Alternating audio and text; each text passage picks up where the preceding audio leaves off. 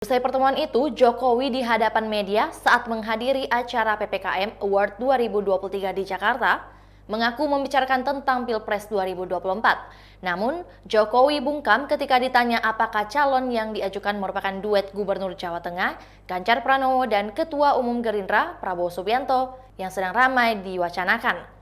Ia hanya mengatakan jika dirinya juga memberikan pandangan-pandangan tentang sosok yang memiliki elektabilitas untuk bisa disorong maju sebagai calon presiden. Menurutnya, sosok itu tentu saja dari hasil angka-angka dan data yang sudah dikumpulkan. Sebelumnya, nama Prabowo Subianto, Ganjar Pranowo sedang naik daun untuk diduetkan setelah keduanya memperlihatkan kemesraan saat menemani Presiden Jokowi panen padi di Jawa Tengah. Wacana Prabowo Ganjar atau Ganjar Prabowo semakin menguap setelah Gerindra secara terbuka menerima duet tersebut. Namun tentu saja dengan syarat Prabowo sebagai calon presiden dan Ganjar wakil presiden.